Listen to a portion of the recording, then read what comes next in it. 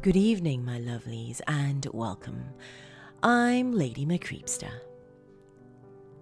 This evening we have a very special tale, submitted by a member of my dark family. This tale is by author Steven Aguilera. If you too would like to submit a story for consideration, be it your own or a recommendation, do what Steven did and reach out to me at lady.mccreepypasta@gmail.com. Now though, my dears, it is time.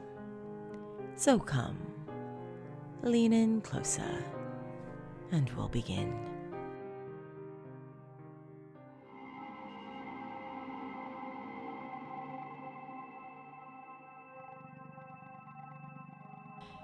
It is 1894. Fog hangs heavy on this cold, still San Francisco night. Madame Grace, a young woman of African descent, stands before the door of a dark, 3-story Victorian-style house. The turban atop her head to the jeweled anklets draped above her feet signify a spiritualist. Charles, her white manservant, is best described by his impeccably pressed black suit and polished shoes. Gathering his nerve, Charles offers Madame Grace a reassuring nod before knocking. Crisp footfalls advance until finally a pair of stiff locks reluctantly give way and the large black door groans unsealed.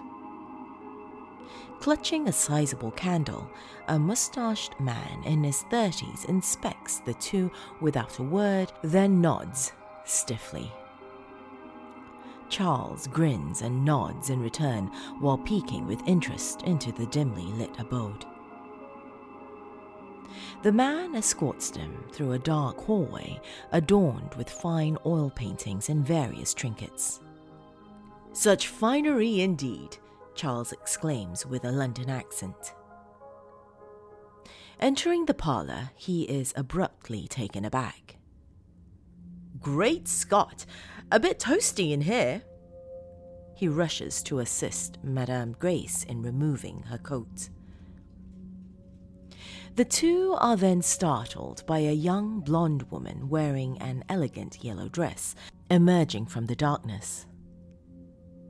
"Emma," the mustached man states with a stern tone. "She's always cold."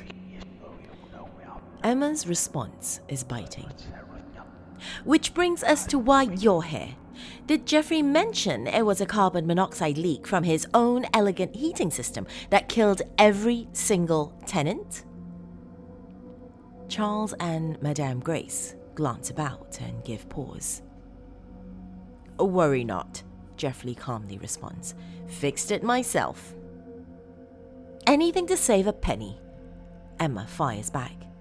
"And you really think a seance will fix our haunted reputation so anyone will actually want to live here again?" Hanging the spiritualist's coat, Jeffrey returns an icy stare. Madame Grace steps forward. Drawing a deep breath, her fluttering eyes roll back into her head. The others show worry. Emma covers her mouth with her shawl. "The trail of death ends here," Madame Grace declares. "For weeks it has plagued the city and eluded me. I will bring to light its dark root." Everyone relaxes and lets out a breath. "But those were killings," Jeffrey contends. "Ours was an unfortunate accident." Emma interjects. "You don't suspect well, as long as you don't see any trails of death in our near future." Madame Grace's expression droops when Charles coughs and grows faint. Concern overtakes them as Jeffrey reaches for a window. No, Charles assures them. "It's just my..." "Let me get you some water," Emma offers. With a tired smile, he responds, "Please, I would not dream of it." He then bows to Madame Grace. "Pardon me, my lady." Charles wanders toward the kitchen past a round table. Emma goes to its closest chair, but is blocked by Madame Grace, who asserts herself there. The mildly confused couple sit with their backs to Charles. Emma turns to catch him sending Grace a subtle nod, causing Emma to crack a smile. From a satchel, Madame Grace removes a pencil and some paper. "Both hands on the table," she instructs, "palms down. Close your eyes and focus on my words." She holds the pencil above the paper's surface and clears her throat. "I call on you, restless, wronged, and molested souls of this unholy place." Jeffrey takes exception. Emma peeks suspiciously and faintly shakes her head. "You are no match for me, I decree," she continues. "Come forth, dark spirits. Speak! Speak!" There is a low thud and a whoosh as a subtle distortion ripples through the room. Emma shrinks and shivers. "What just happened?" Jeffrey asks. But Madame Grace appears disoriented. Her eyes squint open slightly, glimpsing Charles's blurred form slipping in behind Jeffrey and Emma. "Eyes shut!" she orders. "Focus!" Swirling her pencil, she lowers it onto the paper. "What do they say?" Emma asks. "Are they mad?" Charles will translate. The spiritualist responds. With eyes open, Emma reveals, "Charles isn't here." The medium's eyes burst open and dart about. Her gaze shifts to the paper, dumbfounded as she informs them, "Yes, he is." The words, "My lady," are scribbled onto the sheet. Jeffrey looks to the kitchen. God, poor fellow. Bewildered, Madame Grace begins scribbling onto a fresh sheet. It reads, "Come back, please." Her face goes cold. "Charles isn't dead. We are." Jeffrey looks about. "Oh, damn." Emma smacks him on the arm. "See? You're a terrible handyman. This is what happens." Emma's attention then shifts to the contorted frame of a shadowy figure with reflecting eyes staggering in from the kitchen. "Charles?" She speaks weakly. Realizing that it isn't him, she gasps and points blame at her husband. Jeffrey turns to Madame Grace. "Now what?" Overwhelmed, she only shakes her head. Jeffrey returns a frown. Emma mutters, "Is this real? This isn't real." From another room, a silhouetted woman holding hands with a small child lurch forward. "So, do your thing, medium," Jeffrey demands. "It was an accident," Emma blurts. Jeffrey freezes. "What?" "I closed the vent," she confesses. "It was letting the heat out. I don't know how all of this stuff works. I'm sorry. I'm sorry, Mrs. Zukowski." The twisted form of an old woman hobbles closer. Jeffrey glares dumbfounded. "So, you..." "I just wanted everyone to be warm. You always leave it so cold. You are so stingy." Jeffrey looks to the encroaching ghosts.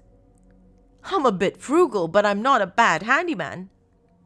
Emma snaps back. "Then why are we all dead right now?" Jeffrey holds his tongue.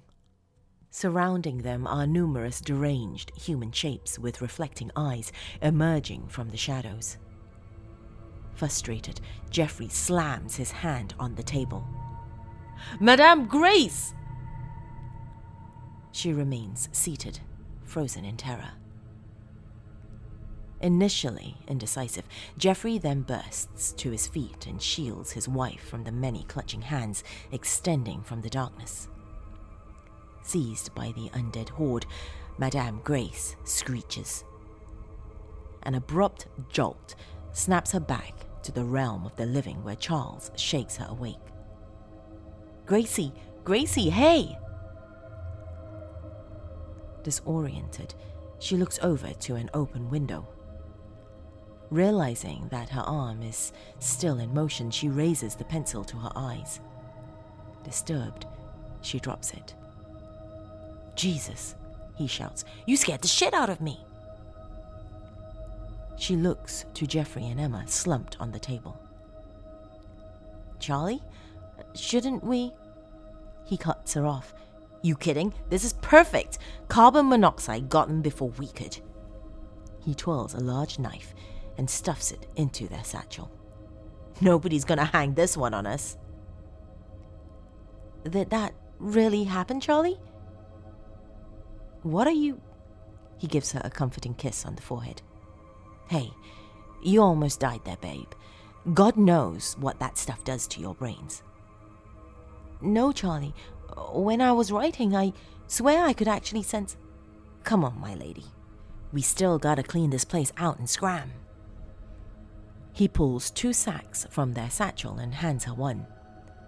Hooting and hollering with delight, he stuffs items into his sack while dancing out of the room. Slowly she stands, gazing upon the bodies, and then to the paper beside them as she steps away. Onto it is scribbled, "Oh God, don't leave us here." She looks back to the corpses at the table. With misgiving, she departs.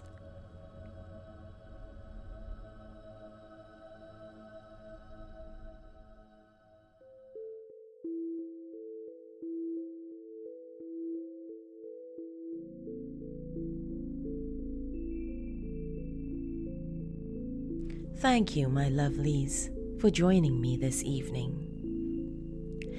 Do let Steven and I know what you think of this story. If you're listening on YouTube, leave me a comment in the section below, and be sure to give this video a thumbs up as well. If you're tuning in on the podcast, reach out to me on social media. I am Lady McCreepster on Facebook, Twitter, and now on Instagram as well. I would like to take this opportunity to once again thank my dark family on Patreon. Your support really does help keep this channel and podcast going, and if you haven't joined my dark family yet and would like to help support this program, go to patreon.com/LadyMcCreepster for more information. There are also other ways to support this channel, my dears.